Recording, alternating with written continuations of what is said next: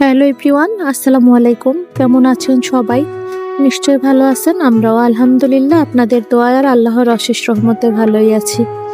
Video শুরুতেই বলবো যে যেখান থেকে আমার ভিডিওটি দেখছেন, কাছে থেকে বা দূরে থেকে, দেশ থেকে বা দেশের বাইরে থেকে, প্লিজ ছোট্ট একটা লাইক দিয়ে আমার পুরোটা ভিডিও কন্টিনিউ করবেন। আর আমার ভিডিও যদি আপনাদের কাছে একটুও ভালো লেগে থাকে তাহলে আমার ফেসবুক পেজ থেকে দেখে থাকলে আমার পেজটি ফলো করবেন, আর ইউটিউব থেকে দেখে থাকলে আমার চ্যানেলটি সাবস্ক্রাইব করে আমার পাশে থাকবেন। তো আমি এখানে সকালবেলার নাস্তা খাওয়া শেষ করে আজকে লতি দিয়ে মাছ দিয়ে আর কি বর্গের মরিচ খোলা বানাবো, এই জন্য আমরা লতি নিয়ে আসছি। আর লতি এনে আমরা এখানে লতি কাটতে বসছি। যদিও আমরা যে লতিগুলো কাটছি ওগুলো আমাদের আগের লতি ছিল, এখন নতুন যেগুলো নিয়ে আসছি ওগুলো আর আপনাদের দেখাইতে পারি নাই। এই তো এখানে কেটে ধুয়ে নিছি, আর লতি ধোয়ার পরে হাত চুলকায়, এই জন্য আর কি চামচ দিয়ে ধুয়ে নিছি।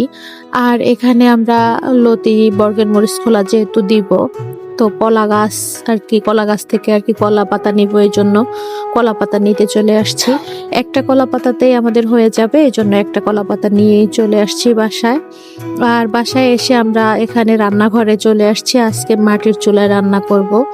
তো মাছ ভিজিয়ে রাখছিলাম আগেই, এখানে পাঙ্গাস মাছ দিয়ে আর কি বর্গের মরিচ খোলাটা বানাবো।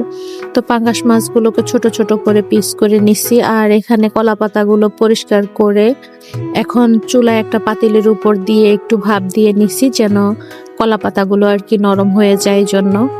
তো এই তো কলা পাতাগুলো ভাপ দিয়ে নেওয়ার পরে একদম নরম হয়ে গেছে। এই তো একটা পাতিলের মধ্যে সুন্দর করে বিছিয়ে নিলাম।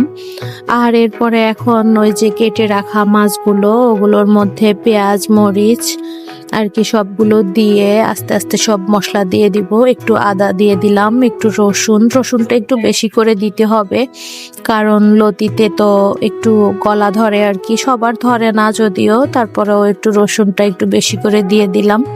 তো এই তো পাউডার মরিচ হলুদ সবগুলো দিয়ে সুন্দর করে তেল দিয়ে এগুলোকে মাখিয়ে নিলাম। এরপরে কেটে রাখা লতিগুলো দিয়ে এগুলোকে মাখিয়ে নিব। তো এই পাতিলটা ছোট হয়ে গেছে, পাতিলের মধ্যে মাখাতে একটু সমস্যা হচ্ছিল, যার কারণে বড় একটা পাতিলে করে মেখে এখন এই পাতিলের মধ্যে সুন্দর করে বিছিয়ে দিচ্ছি। আর এটা হচ্ছে আমরা উপরে আর কলা পাতা দিব না, এভাবেই পাতিলের উপরে ঢাকনা দিয়ে আর কি রান্না করে নিব। একটু ঝোল দিয়ে হাতটা ধুয়ে আর কি ওই পানিটাও আর কি দিয়ে দিব মাছ মরিচ খোলার মধ্যে। তো এই তো আমাদের এভাবেই রান্না শেষ হয়ে গেল। রান্নাটা কিন্তু অস্থির হয়েছে আর খেতেও অনেক মজাদার ছিল।